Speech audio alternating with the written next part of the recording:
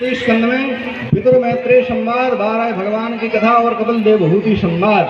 चतुर्थ स्कंद में सती चरित्र, ध्रुव चरित्र, प्राचीन बरही और प्रणीताओं की कथा। चतुर्थ स्कंद में प्रिय व्रत, पंचम स्कंद में प्रिय व्रत चरित्र और उनके वंश का वर्णन, भगवान ऋषभ देव जी का चरित्र, भरत कथा इत्यादि का वर्णन। छठवें स्कंद में अजामिल की कथा, दक्ष वंश का वर्णन, वृत्तासुर की कथा। सप्तम स्कंद में प्रहलाद चरित्र, नृसिंह अवतार, 4 आश्रमों का वर्णन।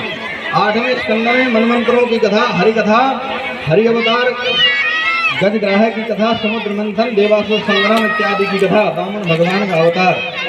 नवम स्कंद में सूर्य वंश का वर्णन और चंद्र वंश का वर्णन। 10वें स्कंद में श्री भगवान की बाल लीलाओं का वर्णन, माखन चोरी की कथा, मथुरा गमन, कंसवध, गोपी उद्धव संवाद इत्यादि का वर्णन, भगवान के 108 विवाह।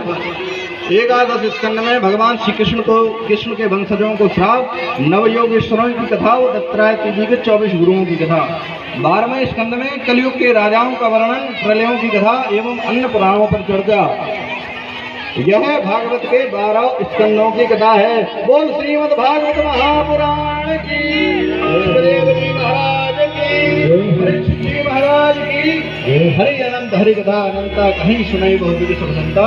प्रभु की कथा तो ऐसी है कि जितना बढ़ाते जाओ उतनी बढ़ जाती है, वो तो कभी खत्म होने वाली नहीं है। कथा कभी खत्म नहीं होती है, विश्राम लेती है। आज यही विश्राम, कल कहीं और। आए सभी लोग हाथ जोड़ करके सुखासन कर बैठ जाएं। भागवत जी के अंतिम 2 श्लोक हम बोलेंगे, उसके बाद आप बोलिएगा, संपूर्ण भागवत का फल मिलेगा।